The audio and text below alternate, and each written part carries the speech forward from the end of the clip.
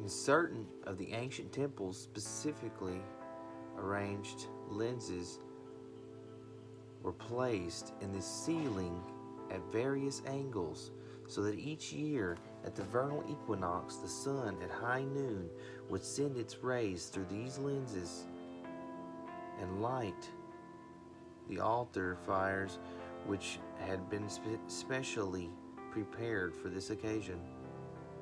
The priests considered this process equivalent to the gods having actually lighted the fires themselves, in honor of who?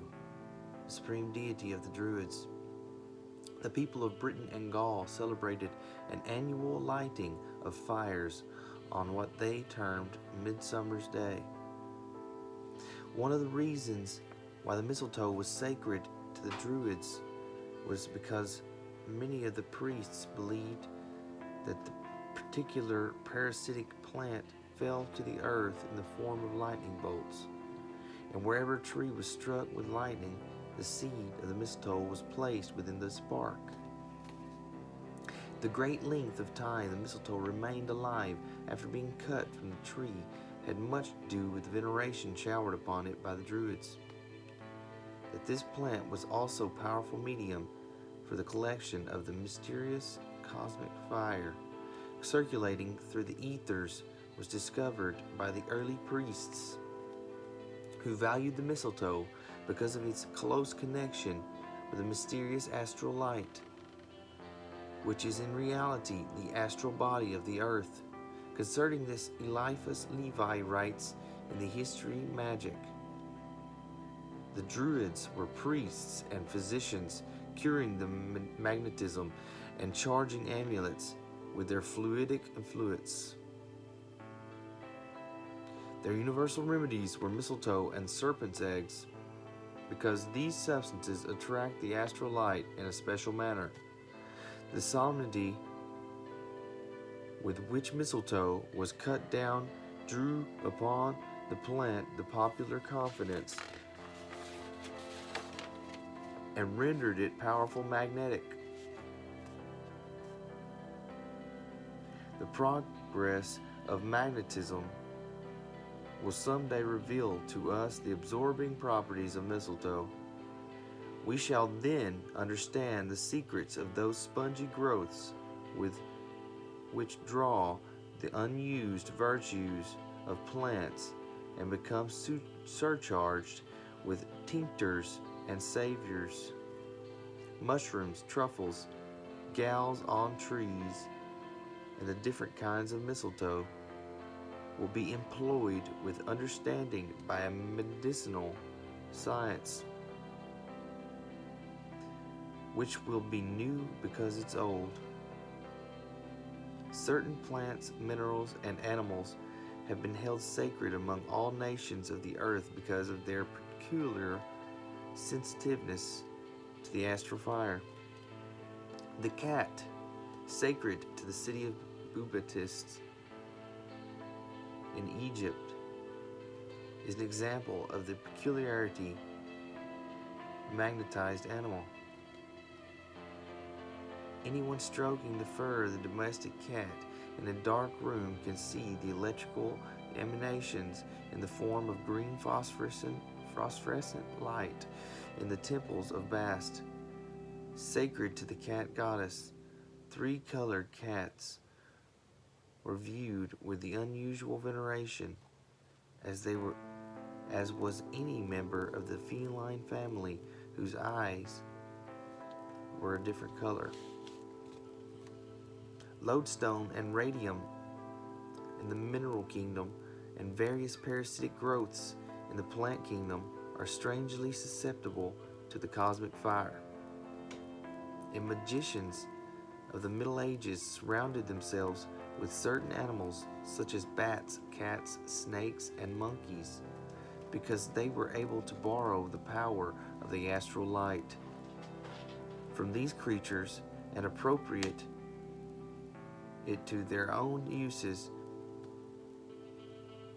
For this some reasons, the Egyptians and certain of the Greeks kept cats in the temples, and serpents were always in evidence of the oracle of Delphi. auric body of a snake is one of the most remarkable sights that a clairvoyant will ever see. And the secrets concealed within the aura demonstrate why the serpent is a symbol of wisdom among many nations.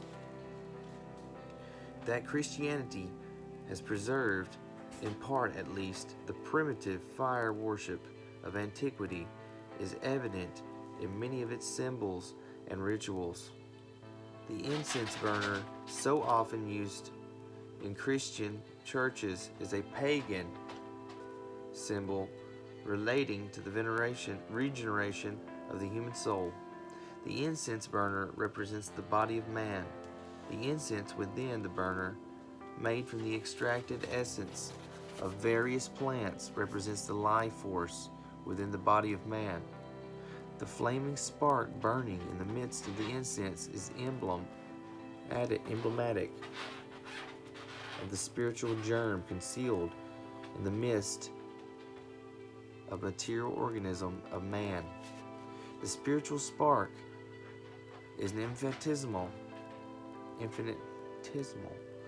part of the divine flame, the great fire of the universe, from whose flaming heart the altars of fire of all his creatures have been lighted.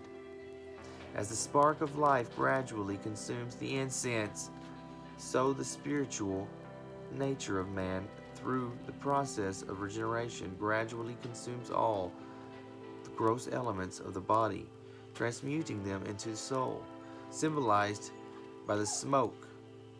Although smoke is actually a dense and physical substance, yet light enough to rise in clouds.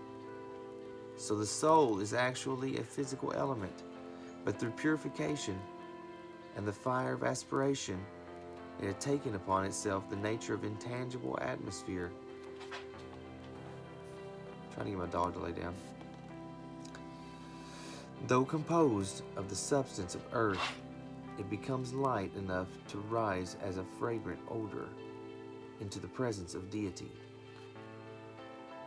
While some authorities have held that the form of the cross was derived from the ancient Egyptian instrument called the nilometer and used for measuring the inundations of the Nile, others hold the opinion that the symbol had its origin in the two crosses sticks by primitive peoples to generate fire by friction. The use of the bell towers and campanils and the construction of the cathedrals of medieval Christianity, also the more familiar conventionalized church steeple, may be traced to the fire obelisk of Egypt, which were placed in front of the temples sacred to the superior deities. All pyramids are symbols of fire, while the heart used on Valentine's Day is merely an inverted candle flame. The maypole had its origin in similar antiquity, where it is both a phallic symbol and an emblem of the cosmic fire. Strange. The prevailing custom of having churches face the east is of course further evidence of the survival of sun worship. Practically, the only branch of the human race that does not observe this rule is the Arabic. The Mohammedans face their mosques toward Mecca, but still have their appointed hours of prayer governed by the sun. The rose windows and ivy-covered walls are survivals of pagandom, for ivy was sacred to Bacchus because of the shape of its leaf, and this plant was always allowed to trail over the walls of the temples sacred to the Greek solar deity. The golden ornaments upon the altars of Christian churches should remind the philosophical observer that gold is the sacred metal of the sun, because according to the alchemists, the sun ray itself crystallized in the earth, thus forming this precious metal, which incidentally is still being made.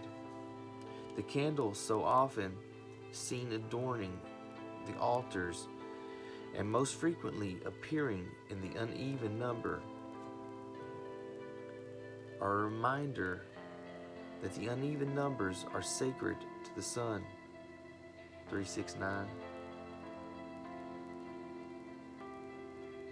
When 3 candles are used, they symbolize the 3 aspects of the sun: sunrise, noon, and sunset, and are thus emblematic of the Trinity.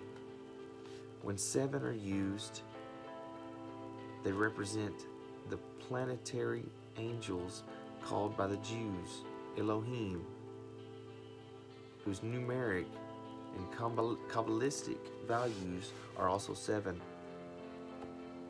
When the even number 12 or 24 appear, they represent the signs of the zodiac and the spirits of the hour of the day, called by the Persians the Izids. When only one light is shown, it is the emblem of the Supreme Invisible Father, who is one, and the little red lamp ever burning over the altar is an offering to the demiurges, Jehovah, or the Lord Builder of Forms. What oil is to the flame, blood is to the spirit of man. Therefore, oil is often used in anointing, for it is fluid sacred to the solar power. Because oil contains the life of the sun, it is used in large quantities in the northern lands where it is necessary to generate an abundance of body heat. Hence the proclivity of the Eskimos for eating tallow, candles, and whale oil.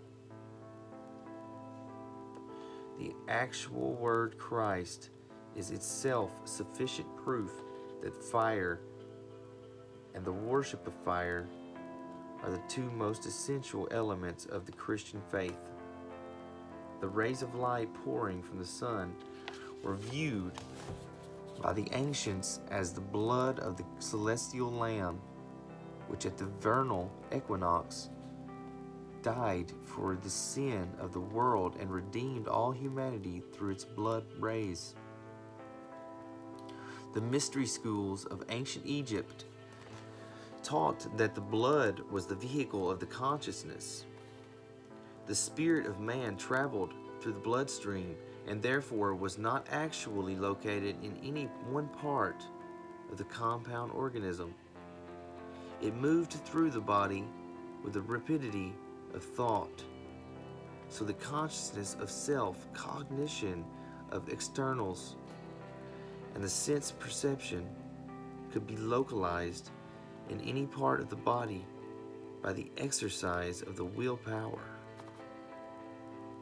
The initiates view the blood as a mysterious liquid, somewhat gaseous in nature, which served as a medium for manifesting the fire of man's spiritual nature. This fire, coursing through the system, animated and vitalized all parts of the form, thus keeping the spiritual nature in touch with all the physical extremities. The mystics looked upon the liver as a source of heat and power in the blood. Hence, it is significant that the spear of the centurion should pierce the liver of Christ, and the vulture should be placed over the liver of Prometheus to torment him throughout the ages.